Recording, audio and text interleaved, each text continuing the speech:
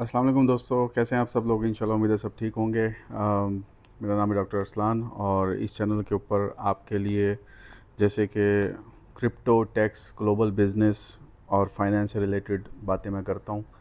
तो अभी आज के टॉपिक में हमारे पास चंद सवालात हैं जिनके मैं आंसर करूंगा, जैसे कि क्रिप्टो लीगल है पाकिस्तान में या नहीं, उन पे उस पे टैक्स आप लोगों को लगता है कि नहीं, जैसे कि अब क्रिप्टो कौंसिल बन चुकी है। तो ये सवालात सब लोगों के माइंड में आ रहे होंगे। उसके अलावा एफबीआर जो है वो एक्टिविटी डिटेक्ट कैसे करता है, क्योंकि इस टाइम पे पाकिस्तान में अप्रॉक्सीमेट 40 मिलियन के करीब यूज़र हैं जो कि एक्टिवली क्रिप्टो से रिलेटेड लिंक हैं। ये सब डाटा गवर्नमेंट के पास है। तो आगे जाने से पहले आपसे रिक्वेस्ट, चैनल को लाइक और सब्सक्राइब ज़रूर करें, वीडियो अच्छी लगे तो शेयर करें। अच्छा, पहला सवाल कि क्रिप्टो लीगल है पाकिस्तान में। पाकिस्तान में ये करंटली लीगल टेंडर नहीं है लेकिन बैन भी नहीं है। कुछ लोग समझते हैं कि क्रिप्टो बैन है पाकिस्तान में, बट बैन नहीं है। लेकिन साथ ही साथ अब क्रिप्टो रेगुलेशन आ रही है पाकिस्तान में। लीगल टेंडर अभी फ़िलहाल इसको कंसिडर नहीं किया गया, रेगुलेशन इसके बारे में बनाई जा रही है। बेसिकली आप ये समझ लें कि जैसे आपने किसी प्रॉपर्टी में इन्वेस्ट करते हैं, ऐसे ही इसको आप कंसिडर करें कि आप इन्वेस्टमेंट इसमें अपनी रख सकते हैं। डिजिटल एसेट के अंदर इन्वेस्टमेंट करना अलाउड है। कुछ हिस्ट्री के अंदर हमने ये देखा कि एफबीआर में जब ये रूल्स क्लियर नहीं थे 2-3 साल पहले के, तो उन्होंने इसको मनी लॉन्ड्रिंग के साथ लिंक कर दिया, लेकिन अब ऐसा नहीं है। कोर्ट ने उसको स्टॉप कर दिया था। तो क्रिप्टो को रखना, उसको ट्रेड करना, अगर लीगल मीन से आप कर रहे हैं, आपका पैसा 2 नंबर का नहीं है, तो उसमें कोई हर्ज नहीं है। जो प्रॉब्लम बनता है वो ये कि जो अनडॉक्यूमेंटेड एक्सचेंजेस बना के बाइनेंस वगैरह पे इधर उधर जो लोग काम कर रहे हैं, वो चीज़ इलीगल है और उसके पीछे गवर्नमेंट आती है। अब सेकंड सवाल ये है कि आप लोगों को टैक्स भरना है कि नहीं भरना। तो पहली बात तो ये कि फ़िलहाल करंटली जिस वक्त मैं ये बात कर रहा हूँ, वीडियो रिकॉर्ड कर रहा हूँ, नवंबर के महीने में 2025 तक अभी तक पाकिस्तान की तरफ से कोई क्लैरिटी नहीं है टैक्सेशन के हवाले से। लेकिन आने वाले दिनों में इसके ऊपर काम किया जा रहा है, क्योंकि ऑलरेडी यूएस में ये मैंडेटरी है रिपोर्ट करना। यूएई, मलेशिया, मैं रिसर्चर हूँ इन कंट्रीज़ के ऊपर, मेरी जो बेसिक रिसर्च है वो इसी के ऊपर है। तो पीएचडी आपको पता है जैसे कि, तो वहाँ से अब ये लोग, इन्होंने काउंसिल बनाने का मकसद ये था कि रेगुलेटरी चीज़ें लेके आएंगे। तो आने वाले दिनों में अगले साल आई एम अज्यूमिंग कि ये लोग भी टैक्सेशन वाली साइड पे जाएंगे। तो उसके लिए आप लोगों को क्या करना है, आपको ये करना है कि बेसिकली आप कोई भी अपनी एक्टिविटी करते हैं क्रिप्टो से रिलेटेड, तो उसको रिकॉर्ड करें।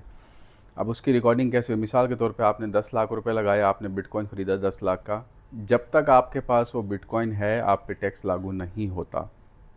हाँ, जिस दिन आपने उसको बेचा, मिसाल के तौर पे 10 लाख का आपने बिटकॉइन आज ख़रीद लिया, आपने उसको अगले साल बेचा 15 लाख रुपए का, तो आपका हुआ 5 लाख का प्रॉफिट। तो वो जो 5 लाख रुपए हैं उसके ऊपर टैक्स बनेगा। आने वाले दिनों में जब भी क्लैरिटी होगी तो मैं ज़रूर यकीनन दूसरी वीडियो बनाऊंगा और आपको एग्जैक्ट स्लॉट्स भी बता दूंगा उसके बारे में। लेकिन फ़िलहाल तक ऐसा कुछ नहीं है। तो टैक्सेशन जब भी एक पॉइंट मैं यहाँ पे ऐड कर दूँ कि हमेशा तब बनती है जब आपको प्रॉफिट होता है।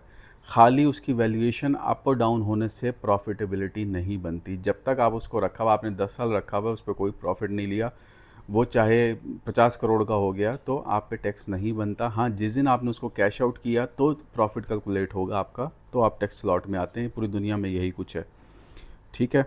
अच्छा, एफबीआर अभी डिटेक्ट कैसे करता है आपकी क्रिप्टो की एक्टिविटी, ये सवाल कुछ लोगों को शायद ना पता हो। आपके जो बैंक डिपॉजिट हैं वो उनके रडार में है, वो उसको ट्रैक करते हैं। आपके एक्सचेंज के विड्रॉल्स जो हैं, आपका जो कनेक्शन है बेसिकली लिंकेज। अब एक आम पाकिस्तानी है, उसका कहीं ना कहीं बैंक अकाउंट होगा, जैस कैश अकाउंट होगा, इजी पैसा अकाउंट होगा, या ये वीडियो कोई और कंट्री से देख रहे हैं, तो बेसिकली जो थर्ड पार्टी लिंकेज होती है वहाँ से जाके एक्टिविटी ट्रैक की जाती है।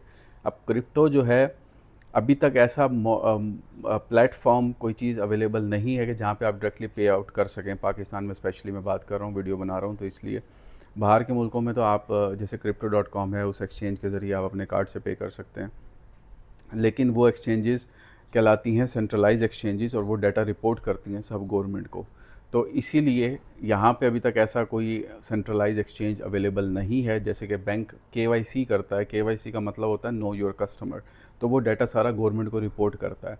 तो इसी वजह से पाकिस्तान में आप क्रिप्टो का कुछ भी नहीं कर सकते, ट्रेड करके आपको कहीं ना कहीं उसको कैश आउट करना पड़ता है। जैसे ही कैश आउट आप करते हैं, अपने किसी बैंक अकाउंट में उस पैसे को लेके आते हैं, तो वो एक्टिविटी डिटेक्ट हो जाती है और वो उनके रडार में आ जाती है। ठीक है। अभी बाकी दुनियाओं में तो बेसिकली ऑन चेन एनालिसिस और बहुत सारी चीज़ें हैं, तो टेक्निकल चीज़ों पर मैं जाऊंगा नहीं। इस चैनल का मकसद ये है कि आप लोगों को सादा ज़बान में चीज़ें समझाई जा सकें।